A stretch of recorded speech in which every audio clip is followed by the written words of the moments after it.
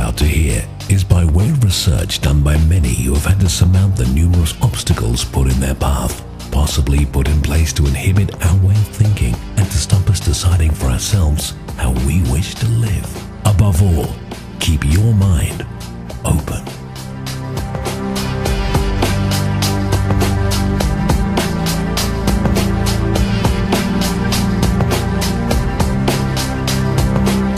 Well, dear listener, you may or may not be familiar with the conspiracy theories surrounding Denver International Airport. I certainly wasn't until today. To the average person, it's one of the most clean, big and modern airports in the United States of America. However, to some, this is the site of one of the US government's greatest secret establishments.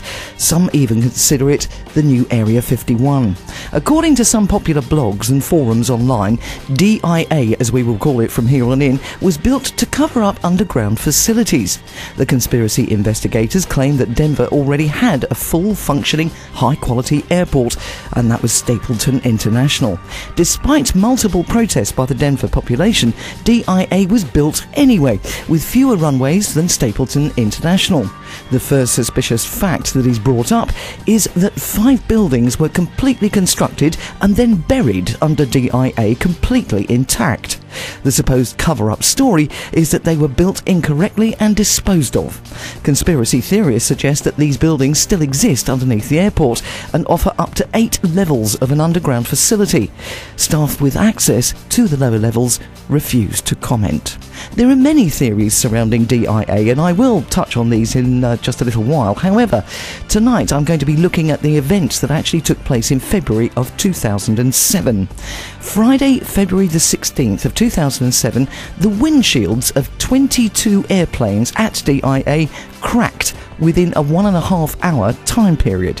Some conspiracy theorists attribute this damage to a giant electromagnetic pulse testing facility underneath Denver International Airport. Federal Aviation Administration spokesman Alan Kentizer, whose agency is among those investigating the incident, said, "We believe it is very remarkable to have this number of events at the same time." Air safety investigator Jennifer Kaiser said the National Transportation Safety Board will have a glass specialist from its structures division examine all 22 of the damaged windshields that were removed from the affected planes. She also states that not all of the planes were parked during this 90-minute period. Some of the affected planes were taking off and some were landing. The planes were also at different locations throughout DIA's airfield. The weather was quite unpredictable at the time. Record high winds, snow and rapid temperature changes also attributed to the scene. The NTSB made sure to filter these variables into the investigation as well. DIA operations and maintenance employees could offer no explanations for what could have caused the damage. There are some, however, willing to offer their opinions on how this occurred.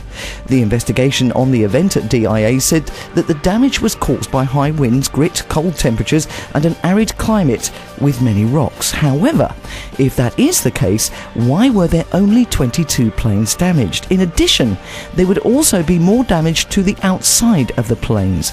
There was not. There are those that argue that electromagnetic pulse alone, without a nuclear detonation, would not be enough to crack windshields, as it would only affect electrical systems. However, there is something to think about considering this incident. An EMP pulse works by inducing a current in all the conductors it encounters, right? That means plain wires, antennas, circuit board traces, light bulb filaments and integrated circuit innards.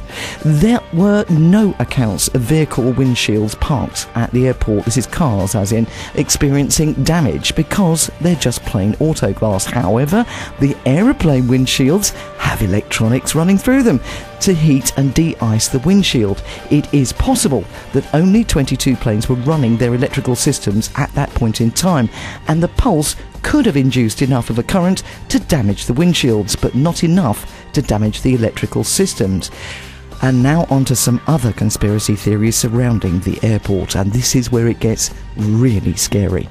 An observation about DIA is that the barbed wire fencing tilts in rather than out.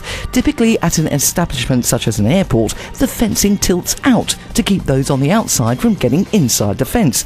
The only facilities that tilt their fences in are prisons and correction facilities, as the design is used to keep those inside from getting out. The other outside oddity is that the runway layout appears to look a bit like a Nazi swastika. While I could find absolutely no rational explanation as to why the fences tilt the way they do, the DIA rationalises that the runway layout was designed with a specific purpose in mind. Rationalists say that the DIA layout allows for more planes to take off and land at the same time. There are also multiple theories involving the strange artwork, designs and symbols on the inside of DIA, such as scary paintings prophesying, allegedly, the global genocide and the rise of the New World Order. For example, paintings of a soldier resembling a Nazi in a gas mask holding a sword towards the lifeless bodies of apparently gassed children, and a letter written by a child during the Holocaust before she died. There is a sculpture of a gigantic blue horse on its hind legs with black veins and red eyes greeting you as you enter the airport. The horse sculpture actually killed its maker, by the way, when the head fell off and severed one of the artist's main arteries. And the locals call it Blucifer, and or the fourth horse of the apocalypse that signifies death. This is not to mention the terrifying gargoyles sitting in suitcases over the main doorways in the airport, and the paintings of people in coffins. This is naming but a few of the hints of the horrors of the artwork at Denver International Airport.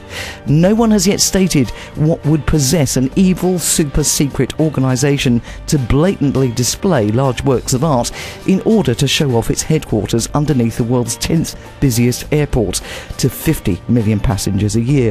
The original airport was closed down, and therefore you have no other choice but to fly into this airport. However, it would seem to defeat the purpose of being secret by displaying all this artwork. But then, if the organisation was all-powerful, why exactly would it care?